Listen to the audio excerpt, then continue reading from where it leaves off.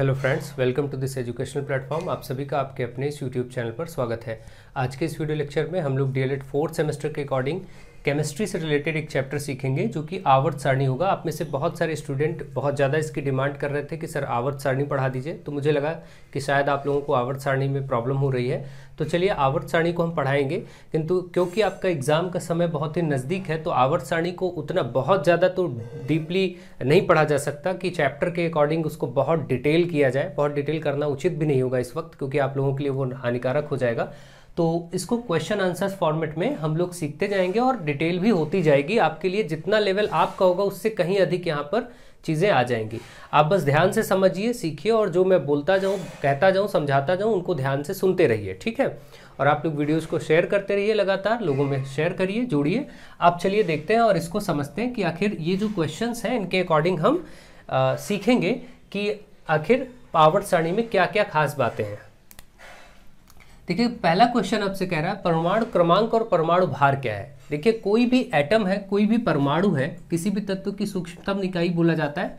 पहले परमाणु को ही माना जाता था। अब परमाणु के अंतर्गत बहुत चीज़ें, इलेक्ट्रॉन, प्रोटॉन, न्यूट्रॉन की भी डिस्कवरी हो चुकी है।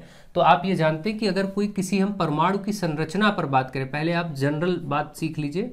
परमाणु संरचना अगर समझानी हो या समझनी हो कि एटम का स्ट्रक्चर क्या होता है, कोई भी एटम होता है तो उसका सबसे पहले एक न्यूक्लियस होता है, एक नाभिक होता है जिसको कहा जाता है नाभिक। जैसे हमारा आपका शरीर है वो हड्डियों के ढांचे पर टिका हुआ है, तो एक तरह से वो जो ढांचा है हमारे लिए नाभिक जैसा हो गया।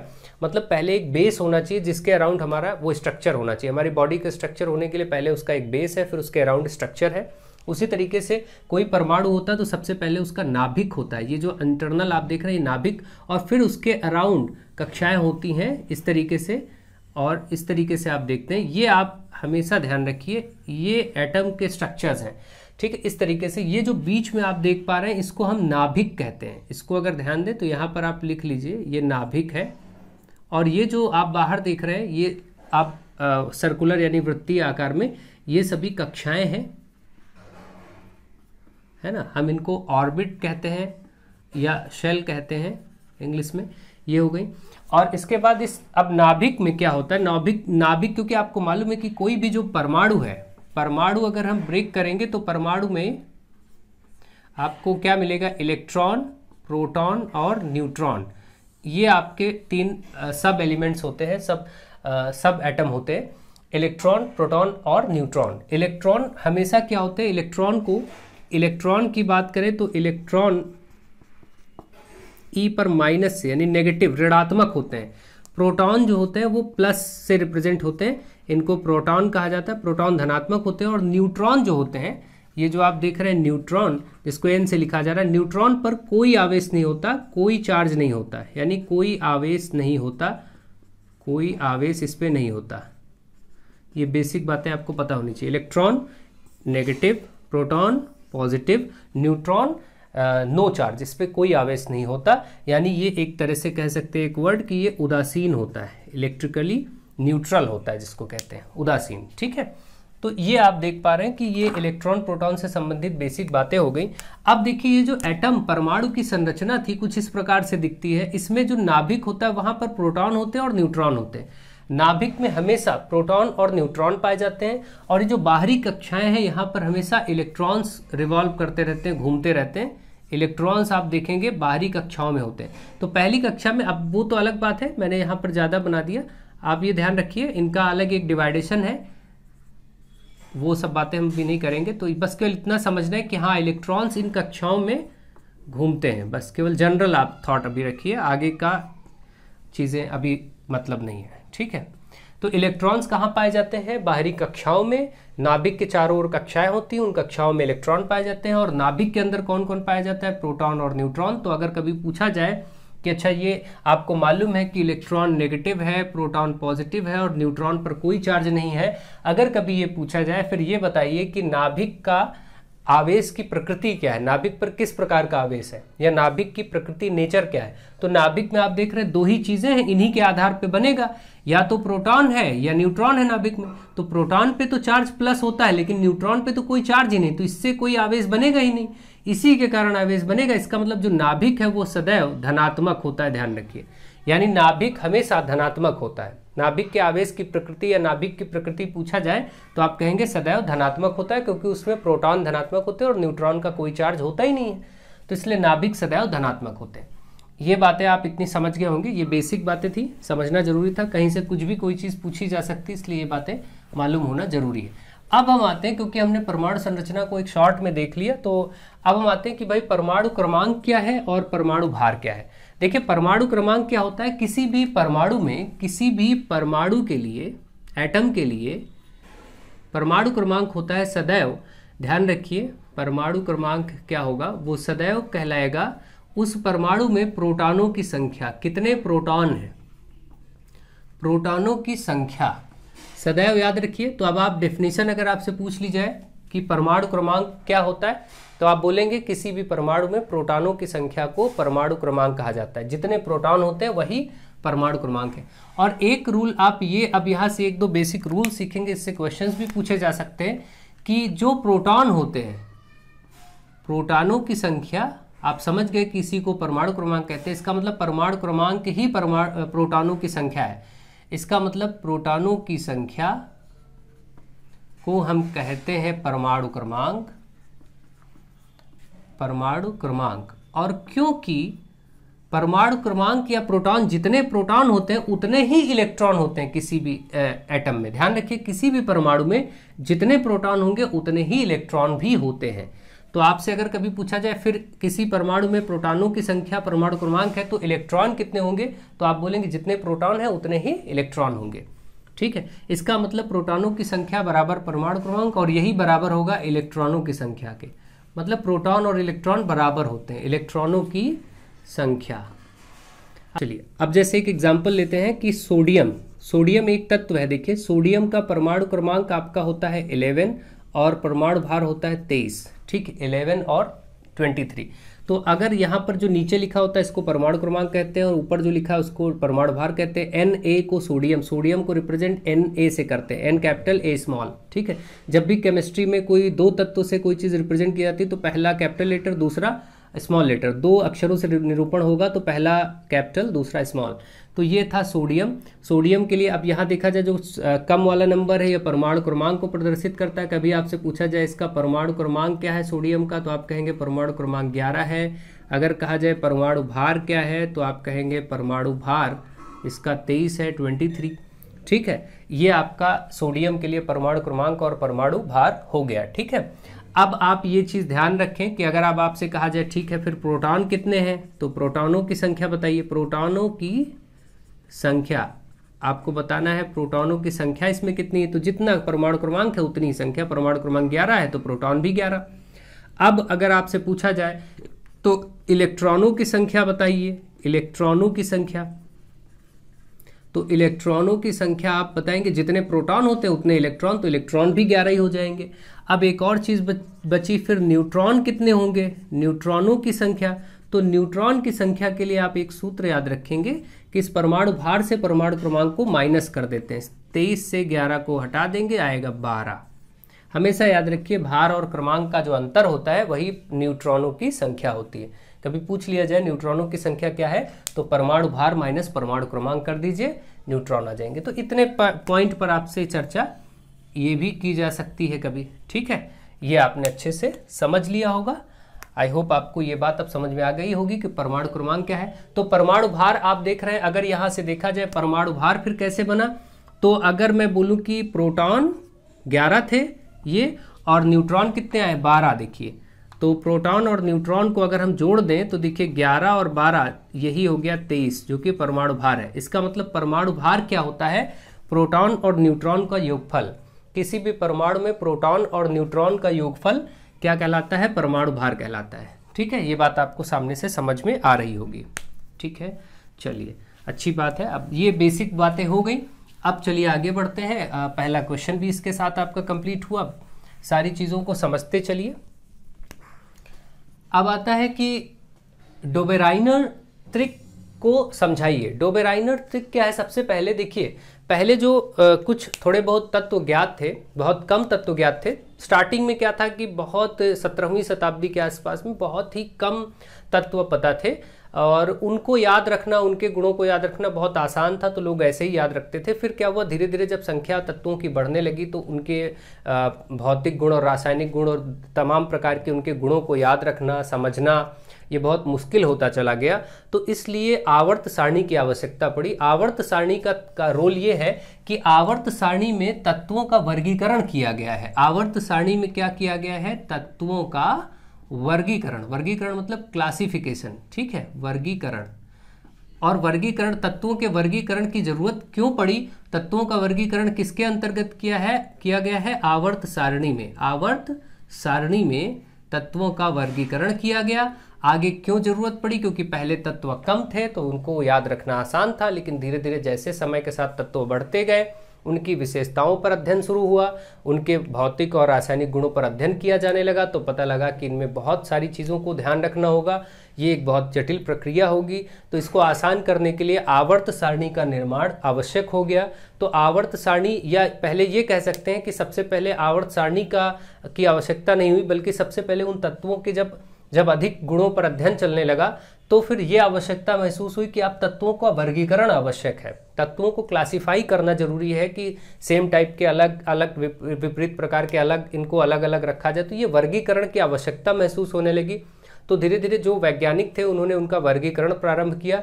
तो उस क्रम में, वर्गीकरण करने के क्रम में सबसे पहले आप डोबेराइनर को देखेंगे। डोबेराइनर ने अपने तरीके से बताया, फिर न्यूलैंड को देखेंगे, उन्होंने अपने तरीके से बताया, फिर मेंडलीफ आए, और फिर आगे इस समय जो आधुनिक आवर्त सारणी है, मोजले, उन्होंने आधुनिक आवर्त सारणी दी। तो इस प्रकार से इसी क्रम में आगे बढ़ा।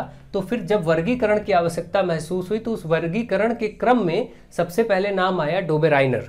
तो डोबेराइनर ने क्या किया, डोबेराइनर ने बताया कि भाई, डोबेराइनर ने ये बताया कि कुछ तत्वों को अरेंज करना शुरू किया। डोबेराइनर ने कहा भाई कुछ तत्व हम उठाते हैं। उन्होंने क्या किया, 3 प्रकार के तत्व लिए, और जैसे आप इसमें देख रहे हैं, एक तो यही देख रहे हैं, एक मान लीजिए लिथियम है, सोडियम है और पोटेशियम है, ये लिया, और इसका परमाणु भार लिया। इसका परमाणु भार 7 होता है और इसका परमाणु भार आपका 39 होता है, ठीक है, ये उन्होंने लिया।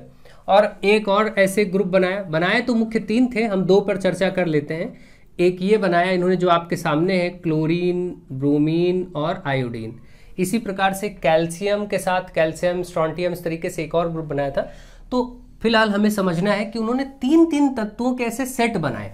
किसने, डोबेराइनर ने। डोबेराइनर एक साइंटिस्ट थे, इन्होंने वैज्ञानिक थे। इन्होंने क्या किया, 3 तत्वों के समूह बनाए, और 3 तत्वों के समूह उनके परमाणु भारों के क्रम पर बनाया। उनकी समानता, गुणों की समानता, कि एक जैसे गुण रखते हैं इसलिए इनको एक साथ, और उनके परमाणु भारों के बढ़ते क्रम में बनाया। तो जब उन्होंने परमाणु भारों के बढ़ते क्रम में ये 3 के ग्रुपों को रखा, व्यवस्थित किया, तो इसी को कहा जाता है डोबेराइनर त्रिक। तो सबसे पहले तो आपका सवाल आता है कि डोबेराइनर त्रिक क्या है। डोबेराइनर के द्वारा परमाणु भारों के बढ़ते क्रम में 3 तत्वों के समूह को ही डोबेराइनर त्रिक कहते हैं। त्रिक जो वर्ड है, इसको इंग्लिश में क्या कहा जाता है, ट्रायड्स। जैसे आप पाइथागोरस में पढ़ते हैं, पाइथागोरस थ्योरम में भी ट्रायड था, 3 चीजों का। इसी तरीके से ये ट्रायड्स होते हैं, है ना, तो इसको इंग्लिश में ट्रायड्स बोलते हैं। तो ये हो गया त्रिक। तो डोबेराइनर ने जो 3 तत्वों के, उनके परमाणु भारों के बढ़ते क्रम में, याद रखिएगा 2 चीजें मैंने आपको बताई, परमाणु क्रमांक और परमाणु भार। तो इन लोगों ने परमाणु भार के बढ़ते क्रम में काम किया। किन लोगों ने, डोबेराइनर ने, फिर न्यूलैंड ने, फिर मेंडलीफ ने। अभी आगे हम समझेंगे चीजों को। फिलहाल डोबेराइनर ने तत्वों को उनके परमाणु भारों के बढ़ते क्रम में 3 के समूह में व्यवस्थित किया। ये 3 तत्वों का समूह ही डोबेराइनर का त्रिक कहलाता है। मैं आपको बोल दे रहा हूं, आप लोग लिखते जाइए, क्योंकि सारी चीजें लिखेंगे तो लिखते लिखते बहुत टाइम लग जाएगा, और फिर लिखने में बहुत टाइम वीडियो कंज्यूमिंग हो जाएगा। आप इसको अच्छे से समझिए, कि ध्यान से सुनिए, लिखिए। तो आपका उत्तर क्या हुआ कि डोबेराइनर त्रिक क्या है। डोबेराइनर ने परमाणु भारों के बढ़ते क्रम में तत्वों को 3 तत्वों के समूहों में व्यवस्थित किया। इन्हीं 3 तत्वों का जो समूह है, इसी को डोबेराइनर त्रिक कहा गया। ठीक है, ये आपका आंसर हो गया। अब इन त्रिक की विशेषता क्या थी, देखिए ये जो त्रिक बनाए गए, इसमें जैसे मैंने एक त्रिक को लिया और बताया कि भाई इसमें लिथियम, सोडियम और पोटेशियम में इन्होंने विशेषता ये बताई कि अगर हम पहले वाले का परमाणु भार, ये जैसे पहले वाले का परमाणु भार 7 है लिथियम का, और तीसरे यानी अंतिम, देखिए इसमें 3 का समूह है, तो पहला और अंतिम यानी पहला और तीसरे तत्व का अगर हम समांतर माध्य निकालें, तो समांतर माध्य गणित में आपने पढ़ा, समांतर माध्य क्या होता है, औसत जैसा होता है। क्या करते हैं, इसको बस पहला और आखिरी जोड़ना है और इनको बटे 2 कर देना है। माध्य 2 चीजों का लेना है ना, पहले वाले का और आखिरी वाले का।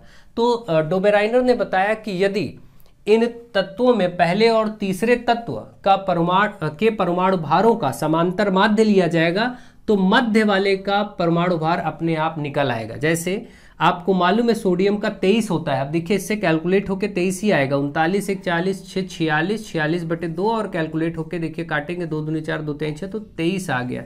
और ये 23 होता भी, अभी भी आप चेक कर सकते हैं। तो यहाँ ये सही पाएगा कि यस इन्होंने ये रूल सेट किया और ये अच्छी बात है, रूल व्यवस्थित है और एक जैसे समानता रखने वाले तत्व हैं और इन पर ये लागू भी है कि अगर पहले का परमाणु भार और पहले और तीसरे का परमाणु भार का समांतर माध्य लिया जाए, समांतर माध्य क्या होता है, उनका योगफल बटे कुल संख्या है। तो 2 ही का समांतर माध्य था पहले और आखिरी का, तो 2 चीजों को जोड़ा तो 2 से भाग किया, यही समांतर माध्य होता है। तो निकल के आया 23, बिल्कुल ये सोडियम का परमाणु भार होता भी है, तो ये सही पाया गया। ये वाला ट्रायड इनका त्रिक जो बना वो सही पाया गया। इसी तरीके से इन्होंने ये बताया। तो अब आप इसी रूल पर, लेकिन प्रॉब्लम ये हुई कि ये केवल 3 ही ऐसे ट्रायड दे पाए, ये डोबेराइनर केवल ऐसे 3 ही त्रिक बता पाए और इसके अलावा वो त्रिकों की खोज नहीं कर पाए और सेट नहीं कर पाए, क्योंकि बाद में उनका अरेंजमेंट बिगड़ने लगा, उनके तत्व समान वाले अलग अलग पड़ने लगे, तो उनका अरेंजमेंट नहीं व्यवस्थित हो पाया। 3 के बाद वो नहीं खोज पाए, व्यवस्थित नहीं कर पाए, इसलिए ये फेल हुए, असफल हो गए। तो ये तो डोबेराइनर का आपने सारा रूल समझ लिया। अब चलिए डोबेराइनर का एक और क्वेश्चन था, इसको भी कंप्लीट करके इनको कंप्लीट करते हैं। अब यहाँ पर यही क्वेश्चन है क्लोरीन, ब्रोमीन और आयोडीन। क्लोरीन, ब्रोमीन, आयोडीन में इन्होंने क्या किया, आपको बोला कि क्लोरीन और आयोडीन का परमाणु भार 35 और 127 है। देखिए इसका भार 35 और इसका 127। अब बीच वाले का आपको बताना है तो आप उसका भार निकाल दीजिए। आपको पता है कि समांतर माध्य निकालना पड़ेगा इसके लिए बस, क्योंकि आप रूल पढ़ चुके हैं कि डोबेराइनर के त्रिक में पहले और तीसरे का समांतर माध्य ही इसका परमाणु भार होगा, बीच वाले का। तो अब हम समांतर माध्य निकालेंगे। समांतर माध्य का मतलब हुआ, इसको जोड़िए 35 और ये 127 जोड़ करके बटे 2 करिए। अब आप देखिए अच्छे से 7 5 12 के 2, 3 2 5 1 6 और 1/2, इसका मतलब 2 8 16 और 2 1 कम, तो 81, ये आ गया 81, ये आपका निकल के आ गया परमाणु भार। इसी प्रकार से आपको चीज़ों को सॉल्व करना। अगर कभी भी कोई 3 संख्या वो चाहे ऐसे दे या फिर वो ऐसे बोल दे कि ABC 3 संख्याएं हैं, ऐसे अपनी तरफ से रैंडम ले ले और बोले कि भाई इसका 20 है और इसका 42 है, तो आप इसका परमाणु भार बताइए, तो 20 और 42 को तुरंत ही आप जोड़ दीजिएगा और बटे 2 कर देंगे। 20 42 कितना हुआ, 62 हुआ, 62 बटे 2 मतलब 31 हुआ, तो तुरंत इसका 31 निकल आएगा। आपको ये कुछ भी वो बनाए आप कर सकते हैं। डोबेराइनर ट्रिक में बस यही है, पहले और तीसरे का समांतर माध्य सदैव दूसरे के परमाणु भार के बराबर होता है। आई होप आप इसको अच्छे से समझ गए होंगे और डोबेराइनर के कार्य को भी समझ गए होंगे। और इनका कार्य असफल इसलिए हुआ, सबसे मुख्य कारण यही था कि इन्होंने तत्वों को उनके परमाणु भारों के बढ़ते क्रम में व्यवस्थित किया था और त्रिक बनाए थे। त्रिक बहुत ही लिमिटेड बन पाए, सारे बन नहीं पाए। ये सब इनके असफलता के कारण थे। केवल 3 ही त्रिक बना पाए। ये सब पूछा जाए तो आप बता सकते हैं, ठीक है। चलिए नेक्स्ट क्वेश्चन नंबर 4, न्यूलैंड का अष्टक नियम क्या है। देखिए न्यूलैंड ने अष्टक क्या होता है, न्यूलैंड ने अष्टक नियम दिया। अष्टक का मतलब होता है जो म्यूजिकल स्केल होती है, जो संगीत का एक पैमाना होता है, सा रे गा मा पा ध नी सा, है ना। तो वो जो सारे गामा पाधा निशा है उस पर इन्होंने बताया, न्यूलैंड ने तत्वों को, न्यूलैंड के समय पर जितने तत्व ज्ञात थे इन्होंने ये बताया कि हर एक तत्व जिस प्रकार से म्यूजिकल स्केल होता है, सा रे गामा पाधा नी सा, यानी कि सा क्या होता है, देखिए ऐसे स्टार्ट करते हैं ना, तो ये आप देखते हैं सा रे गामा पाधा नी सा। आप देख रहे हैं कि 1 2 3 4 5 6 7 और 8वें नंबर पे फिर सा आ गया। सा से प्रारंभ हुआ, पुनः सा आ गया। इसको मतलब हम ऐसे लिखना चाहें, सा रे गा म पा ध नी और फिर सा के नीचे ही सा कर दें, फिर से सा रे गा म पा ध नी फिर सा। तो जिस प्रकार से ये सा रे गा म पा ध नी सा होता है और सा यानी कि अपने आप को 8वें नंबर पे रिपीट करता है, इसी प्रकार से न्यूलैंड ने कहा कि कुछ तत्वों को व्यवस्थित किया न्यूलैंड ने और कहा कि हर एक तत्व अपने आप को 8वें नंबर पर रिपीट करेगा। तो इसी प्रकार म्यूजिकल स्केल के आधार पर न्यूलैंड ने इनको व्यवस्थित किया, तत्वों को व्यवस्थित किया। और तत्वों को व्यवस्थित करने में यही ध्यान रखा गया कि हर बार 8वें नंबर पे समान प्रकार का समान गुण रखने वाला तत्व उसी के नीचे आ जाएगा। लेकिन एक लिमिट के बाद जब तत्व कैल्शियम तक तो सही रहा, कैल्शियम के बाद जब तत्व रखे जाने लगे तो क्रोमियम आ गया। क्रोमियम जिस तत्व के नीचे आया वो उसके साथ समानता नहीं रख रहा था, मतलब एक लिमिट के बाद समानता दिखाना बंद हो गया, यानी तत्वों में सारे गामा पाधा निसा का ये पैटर्न भी फेल हो गया। तो आपको जो सिर्फ बताना है, इतना ही बताना है, न्यूलैंड का अष्टक नियम क्या है। आप बोलेंगे न्यूलैंड ने उस समय ज्ञात तत्वों को एक संगीत के पैमाने पर व्यवस्थित करने का प्रयास किया, जो कि सारे गामा पाधा निसा के क्रम में था। जिसे जैसे संगीत का प्रत्येक पहला पैमाना 8वें नंबर पे रिपीट होता है, सा से फिर से सा रे गा मा पा धा नी, फिर 8वें नंबर पे सा रिपीट होता है। ठीक उसी प्रकार से इन्होंने बताया कि तत्व जो सिमिलर प्रकार के हैं, समान प्रकार के तत्व एक दूसरे के नीचे व्यवस्थित होते जाएंगे, किंतु एक निश्चित समय के बाद ऐसा नहीं हुआ और वो नियम भी फेल हो गया, मतलब न्यूलैंड का अष्टक नियम फेल हो गया। इतना आपको लिख देना है बस, ठीक है, अगर आता है तो। इस प्रकार से आप इसको लिखिए। ज़्यादा डिटेल करेंगे तो फिर दिक्कत होगी, अगर एक एक चीज़ एक्सप्लेन करेंगे तो फिर ज़्यादा प्रॉब्लम आएगी, क्योंकि इसमें फिर लॉन्ग ऐसे आप बताएंगे कि हाइड्रोजन, लिथियम, इस तरीके से जो ज्ञात थे उस समय लिखे गए थे कि बेरिलियम था, बोरान था, और फिर कार्बन था, नाइट्रोजन था, ऑक्सीजन था, फिर से फ्लोरीन था, फिर इस तरीके से आगे नियॉन या जो भी थे, तब उस समय इनर्ट गैसेस आपके ज्ञात नहीं थे, जो भी थे, सोडियम था, मैग्नीशियम था, इस तरीके से एल्यूमिनियम था। तो ऐसे ये बढ़ता चला गया और फिर एक टाइम के बाद ये जो है यहाँ पर कैल्शियम आया और इसके बाद ये फेल हो गया, फिर ये रिपीट होना बंद हो गया। ये सब चीज़ें ज़्यादा डिटेल में सब याद करने की आपको जरूरत नहीं है, आप सामान्य रूप से जैसा मैंने बताया था ऐसा ही बस लिख दीजिएगा, बस अष्टक नियम क्या है। आई थिंक अब आप समझ गए होंगे कि न्यूलैंड का अष्टक नियम क्या था। अब देखिए मुख्य बात आ गई। अब यहाँ तक तो जब डोबेराइनर ने अपना आवर्त सारणी का नियम दिया, उसके बाद न्यूलैंड ने अपना अष्टक नियम दिया सारे गामा पाधा निसा के आधार पर, उसी के बाद फिर मेंडलीफ ने अपना नियम दिया। तो दिमित्री मेंडलीफ जो कि एक रशियन केमिस्ट थे, एक रशिया के रूस के रसायनज्ञ थे, इन्होंने जाकर के जब ये तत्वों की आवर्त सारणी यानी वर्गीकरण किया, तत्वों का वर्गीकरण किया, तो एक आवर्त सारणी के रूप में किया, आवर्त सारणी बनाई और उस आवर्त सारणी में इन्होंने तत्वों को परमाणु भारों के बढ़ते क्रम में लिया। इनकी भी गलती ये थी, मेंडलीफ और इसके ऊपर डोबेराइनर और न्यूलैंड, इन लोगों ने जो भी आधार बनाया था अलग अलग नियम तो निकाले, जैसे डोबेराइनर ने त्रिक 3-3 के समूह में लिए, लेकिन तत्वों को उनके परमाणु भारों के बढ़ते क्रम में रखा। न्यूलैंड ने भी अष्टक नियम सारे गामा पाधा निसा के आधार पर बनाया, लेकिन तत्वों को उनके परमाणु भारों के बढ़ते क्रम में लिया। मेंडलीफ ने आवर्त सारणी बनाई, बहुत व्यवस्थित आवर्त सारणी बनाई, बहुत दिनों तक प्रचलित हुई, काफी दिन तक अध्ययन किया गया उस पर, लेकिन इन्होंने भी तत्वों को रखा तो उनके परमाणु भारों के बढ़ते क्रम में रखा। ये सबसे बड़ी मिस्टेक थी, सबसे बड़ी फॉल्ट थी इन सबकी, जिसके कारण ये लोग फेल हुए, असफल हुए, कि तत्वों को परमाणु भारों के, जैसा कि आप जानते हैं कि इस समय वर्तमान में जो आधुनिक आवर्त सारणी हम लोग पढ़ रहे हैं तत्वों की, वो किस पर आधारित है? तत्वों के परमाणु क्रमांकों के बढ़ते क्रम पर आधारित है। ठीक है, तो ये बातें याद रखिएगा। तो यही सब गलतियां हुई। तो मेंडलीफ के बारे में क्वेश्चन है कि मेंडलीफ ने आवर्त सारणी में तत्वों को किस आधार पर व्यवस्थित किया, तो आप बोलेंगे परमाणु भारों के बढ़ते क्रम के आधार पर व्यवस्थित किया। इस प्रश्न का उत्तर क्या है? मेंडलीफ ने आवर्त सारणी में तत्वों को किस आधार पर व्यवस्थित किया? परमाणु भारों के बढ़ते क्रम के आधार पर व्यवस्थित किया। परमाणु भारों के, याद रखिएगा, एटॉमिक वेट। अगला क्वेश्चन, मेंडलीफ की आवर्त सारणी में कितने वर्ग तथा कितने आवर्त थे? देखिए इन्होंने सबसे पहले इस तरीके से भाई कुछ बना, देखिए रैंडम हम ऐसे समझेंगे, ज्यादा कुछ नहीं करेंगे, सिंपली इस तरीके से बनाई गई थी आवर्त सारणी। मेंडलीफ ने जो बनाया था वो इस तरीके से बनाया था।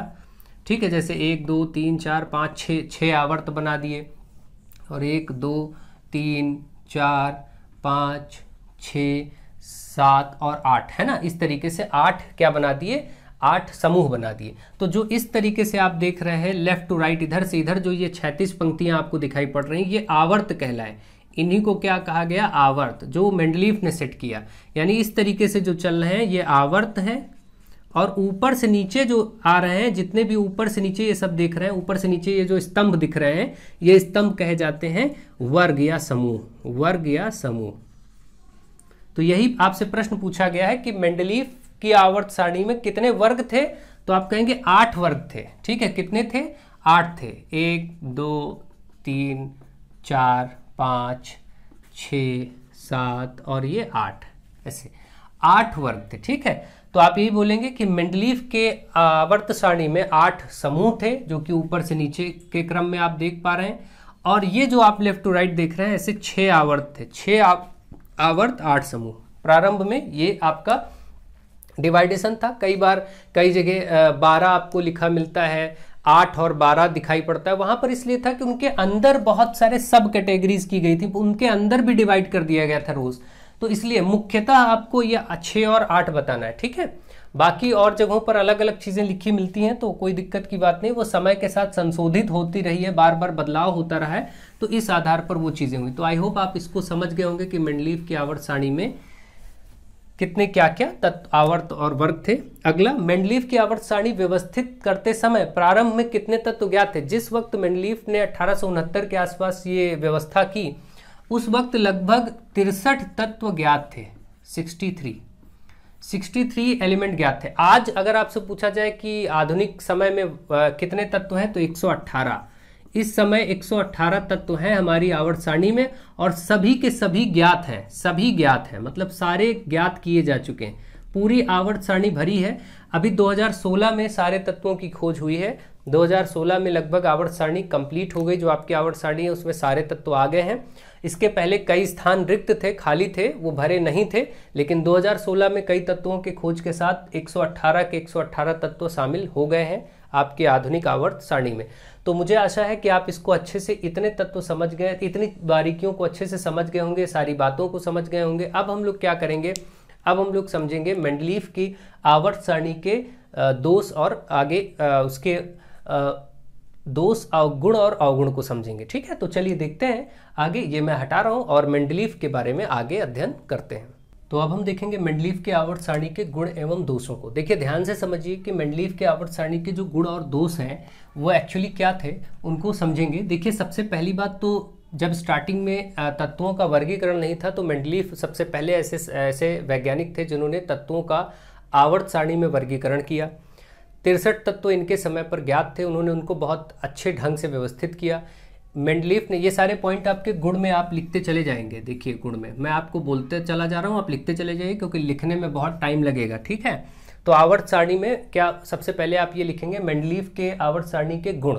तो उसमें बोलेंगे कि मेंडलीफ ने तत्वों को, अपने समय में ज्ञात 63 तत्वों को एक सही क्रम में व्यवस्थित किया। सबसे पहले सर्वप्रथम व्यवस्था का श्रेय इन्हीं को जाता है। फिर आप लिखेंगे अगली बार कि मेंडलीफ ने इन तत्वों को उनके परमाणु भारों के बढ़ते क्रम में लिखा। ये उसका हालांकि एक दोष था, ये मत लिखिएगा यहाँ पर, गुण और दोष दोनों साथ में मैं बोल देता हूँ और आप वहाँ पर नोट करते चले जाएं। ठीक है, सबसे पहली बात तो पहला गुण, इन्होंने अच्छे से व्यवस्थित किया। हर एक तत्व का एक सही क्रम व्यवस्थित हुआ और समान प्रकार के तत्वों को समान प्रकार के तत्वों के साथ रखा। ठीक है, जो तत्व ज्ञात नहीं थे, जो तत्व उस समय ज्ञात नहीं थे, उनके लिए मेंडलीफ ने अपनी आवर्त सारणी में, जैसे मान लीजिए कोई आवर्त सारणी, समझने के लिए बस कर रहे हैं, आपको ये सब बनाना नहीं है, सिर्फ समझना है। मान लीजिए उसमें इस तरीके से रोज और कॉलम थे, तो उन्होंने कई स्थान ऐसे खाली छोड़ दिए कि यहाँ पर कुछ तत्व भविष्य में जो ज्ञात होंगे उनको भी रखा जा सकता है। तो ये उनका एक गुण हुआ। तो गुण में आप लिखेंगे कि मेंडलीफ ने अपनी आवर्त सारणी में कुछ जो तत्व उस समय ज्ञात नहीं थे उनके लिए भी स्थान छोड़ा, और आगे चल करके उसको इका एल्यूमिनियम, इका बोरान, इस तरीके से इका द्वित्री करके उनको नाम दिया। हालांकि आप ये पॉइंट नहीं भी लिखेंगे तब भी चलेगा, आप इतना लिख दीजिएगा कि आवर्त सारणी में सबसे पहले तत्वों के क्रम व्यवस्था का श्रेय मेंडलीफ को जाता है। दूसरा पॉइंट लिखेंगे कि अपने समय में ज्ञात 63 तत्वों का सही समान गुण धर्म आदि के आधार पर उन्होंने व्यवस्थित किया। तीसरा आप लिखेंगे कि उन्होंने परमाणु भारों पर, उन्होंने तत्वों के भौतिक गुणों और रासायनिक गुणों पर अध्ययन किया। तो ये उनका विशेष था आवर्त सारणी के अंतर्गत। उन्होंने भौतिक गुणों और रासायनिक गुणों के आधार पर उनको तत्वों को रखा। ठीक है, तीसरा उन्होंने उस समय अपने ज्ञात सभी तत्वों में जो ज्ञात नहीं थे उनके लिए अपनी आवर्त सारणी में स्थान रिक्त छोड़ा, ताकि भविष्य में जब वो इस तत्व ज्ञात किए जा सके तो उनको यहाँ रखा जा सके। जैसे उस समय अक्रिय गैसें ज्ञात नहीं थी। अक्रिय गैसें क्या होती हैं? इनर्ट गैसेस, जो कि आप जानते हैं helium, neon, argon, helium, neon, argon, krypton, xenon और रेडॉन, ये सब आप देखते हैं इस समय, जो इस समय आधुनिक आप आवर्त सारणी देखते हैं उसमें ये सभी तत्व हैं जिनको अक्रिय गैसें कहते हैं, इनर्ट गैसेस। तो उन्होंने इनर्ट गैसेस के लिए जब ज्ञात नहीं थी, फिर भी जब बाद में इनर्ट गैसेस ज्ञात हुई तो उनको इनमें व्यवस्थित किया जा सका और तत्व डिस्टर्ब भी नहीं हुए, बाकी तत्व भी अपनी जगह रहे। तो इसका मतलब ये काफ़ी गुण थे, इन्होंने काफ़ी अच्छा कार्य किया इस क्रम में। फिर दोष में आप ये लिख सकते हैं कि भाई इन्होंने हाइड्रोजन की स्थिति को स्पष्ट नहीं किया, हाइड्रोजन की स्थिति स्पष्ट नहीं थी, हाइड्रोजन की स्थिति स्पष्ट नहीं थी, ठीक, ये लिखेंगे। दूसरा लिखेंगे परमाणु, जितने भी परमाणु थे उनके समस्थानिक और संभारिकों के लिए, यानी उनके आइसोटोप्स, आइसोबार्स के लिए उन्होंने व्यवस्था नहीं बताई, ठीक है। समस्थानिक और संभारिक क्या होते हैं? समस्थानिक और संभारिक क्या होते हैं? दो वर्ड होते हैं, ये भी आपसे पूछा जा सकता है, समस्थानिक और संभारिक। जिनका भार समान है, इससे तो समझ में आ रहा है, संभारिक, समस्थानिक नहीं समझ में आ रहा है। जिनका परमाणु क्रमांक समान हो, परमाणु क्रमांक समान हो, ऐसे दो तत्व मान लो, हम एक समझने के लिए दो तत्व लेते हैं, ए बी, इसका परमाणु क्रमांक 11 है, इसका भी 11 हो, ऊपर भले ही इसमें 22 है और इसमें 23 है, तो ये क्या कहलाएंगे? ये समस्थानिक कहलाएंगे, क्योंकि इनके परमाणु क्रमांक समान है। सॉरी, हाँ, यहाँ पर परमाणु भार भिन्न भिन्न है लेकिन परमाणु क्रमांक समान है, इसलिए समस्थानिक कहलाएंगे। तो समस्थानिक क्या होते हैं? जिनके परमाणु क्रमांक क्या होते हैं? समान, और परमाणु भार भिन्न होते हैं। परमाणु भार क्या होते हैं? वो भिन्न होते हैं, यानी अलग अलग होते हैं। और ऐसे ही संभारिक, अगर मैं दो तत्वों को लूँ समझाने के लिए कि संभारिक क्या है, तो इनको भी देख लीजिए। तो संभारिक में आप ऐसा मान के चलिएगा, जैसे मान लीजिए यहाँ 20 और 40 हमने ले लिया, यहाँ 21 और 40 लिया। अब आप देखिए ये दो तत्वों के परमाणु भार समान है, इस बार परमाणु क्रमांक अलग अलग है। तो संभारिक क्या होते हैं? ऐसे तत्व जिनके परमाणु भार समान हो, जिनके परमाणु भार क्या हो? समान हो, परंतु जो परमाणु क्रमांक है, परमाणु क्रमांक वो भिन्न भिन्न हो, यानी अलग अलग हो, भिन्न भिन्न हो। तो ये होते हैं संभारिक समस्थानिक। अगर पूछा जाता है तो आप लिख देंगे, ऐसे ही डेफिनेशन लिख देंगे, ये एग्जाम्पल दे सकते हैं दोनों, कोई दिक्कत की बात नहीं है, ठीक है। समस्थानिक ऐसे तत्व होते हैं जिनके परमाणु क्रमांक समान होते हैं परंतु परमाणु भार भिन्न भिन्न होते हैं। संभारिक ऐसे तत्व होते हैं जिनके परमाणु भार समान होते हैं परंतु परमाणु क्रमांक भिन्न भिन्न होते हैं। तो इनके लिए इन्होंने सही स्थान नहीं बताया, तो ये भी एक प्रॉब्लम थी। अच्छा, गुण में एक और गुण मुझे याद आ रहा, वो भी देख लीजिए। इन्होंने मेंडलीफ ने तत्वों के हाइड्राइड्स और ऑक्साइड्स, जैसे आप देखते नहीं इस समय आप कोई भी फॉर्मूला बनाते हैं कि भाई Na2O है ना, ये ऑक्साइड हो गया किसी चीज़ का, MgO ये क्या मैग्नीशियम ऑक्साइड हो गया। तो ये जो ऑक्साइड और हाइड्राइड्स के फॉर्मूले बनते हैं, ये फॉर्मूले इन्होंने, इनका हाइड्राइड में H लगता है, ठीक है, NaH हो गया, जैसे ये सब हाइड्राइड्स वगैरह जो है H जहाँ लगे। तो आप ये देखेंगे कि मेंडलीफ ने क्या किया कि हाइड्राइड और ऑक्साइड के लिए भी अपनी आवर्त सारणी में स्थान दिया। हाइड्राइड, ये गुण था इनका, हाइड्राइड तथा ऑक्साइड को स्थान दिया, ये आप लिख सकते हैं, ठीक है। और अब दोष में आते हैं। तो दोष में आपने समझा कि हाइड्रोजन की स्थिति स्पष्ट नहीं थी, दोष में आपने समझा कि समस्थानिक और संभारिकों को नहीं दिया, और सबसे बड़ा दोष तो यही था कि इन्होंने तत्वों को कैसे व्यवस्थित किया, उनके तत्वों को उनके परमाणु भारों के, सबसे बड़ा दोष और सबसे स्टार पॉइंट, यही मेन पॉइंट है, तत्वों को उनके परमाणु भारों के बढ़ते क्रम में व्यवस्थित किया। ये सबसे बड़ा दोष था, बढ़ते क्रम में व्यवस्थित किया, इसको आप ध्यान रखें, ये सबसे बड़ा दोष था, इसको आप बिल्कुल मेंशन करेंगे, लिखेंगे जरूर, ठीक है। तो ये कुछ दोष थे और ये कुछ आपके गुणधर्म थे जिनको आपने अच्छे से समझा और देखा, ठीक है, और ढंग से ये चीज समझ में आई कि हाँ। और एक और दोष मुख्य था कि कई सारे ये परमाणु भारों के बढ़ते क्रम में जब इन्होंने लिखा तो कई सारे ऐसी जगह पर आ गई, जैसे मान लीजिए परमाणु भार, समझने के लिए मैं बता रहा हूँ, इसको एग्जाम्पल में देखिए, समझने के लिए, अपने लिए। ऐसे मान लेते किसी का परमाणु क्रमांक 20 था, 21 था, 22 था, फिर 23 आना चाहिए, अब 19 आ जाए, तो ये गड़बड़ हो गया ना, क्योंकि बढ़ते क्रम है तो बढ़ता ही क्रम जाना चाहिए। तो कई जगह पर यह भी देखने को मिला कि जिन तत्वों का परमाणु भार कम था, ठीक है, वो बाद में देखने को मिले, और जिनका ज्यादा था वो पहले आए। मतलब परमाणु भार का क्रम भी सही नहीं हो पाया, कई जगह पर बिगड़ता हुआ दिखाई पड़ा। तो आप यहाँ लिखेंगे कि मेंडलीव की आवर्त सारणी उन तत्वों के परमाणु भारों के बढ़ते क्रम में व्यवस्थित की गई, फिर भी कई स्थानों पर ऐसा देखने को मिला कि परमाणु भार जिनके कम थे वो बाद में तत्व आए और जिनके अधिक थे वो पहले आ गए। तो ये एक क्रम व्यवस्था गड़बड़ हो गई। तो ये भी आप यहाँ पर लिख सकते हैं, मेंशन कर सकते हैं, ठीक है। तो ये सब दोष है। तो आप देख रहे हैं कि मेंडलीव के आवर्त सारणी के गुण और दोष आपके 3-3, 4-4 पॉइंट, 5-5 पॉइंट लिख देंगे तो आपको बढ़िया से नंबर मिल जाएंगे। आप में इससे ज़्यादा लेवल लिखने की ज़रूरत भी नहीं है। और अब आई होप आपको आगे चल करके जब कभी अभी ये वाला एग्जाम हो जाए तो हम आगे इस डिटेल में सारे चैप्टर्स को पढ़ाएंगे अच्छे से। अभी फिलहाल आपके लिए इतना एनफ है। अभी मेंडलीव तक कार्य हो गया है। अब अगले लेक्चर में आपको बताइएगा तो मैं आधुनिक आवर्त सारणी को बहुत अच्छे से डिटेल में, जो आधुनिक आवर्त सारणी है उसको भी डिटेल में हम लोग पढ़ेंगे। उसमें जो इस वक्त की है वहाँ से भी क्वेश्चन बहुत आते हैं। तो नेक्स्ट पार्ट आपको बहुत शीघ्र मिलेगा जो कि आधुनिक आवर्त सारणी के ऊपर डिपेंडेंट होगा। तब तक आप इनको अच्छे से सीखिए, पढ़िए, वीडियोज़ को लगातार शेयर करिए और बिल्कुल घबराइए नहीं, अच्छे से एग्जाम दीजिए, टेंशन मत लीजिए, पढ़ते रहिए। So thank you to all of you.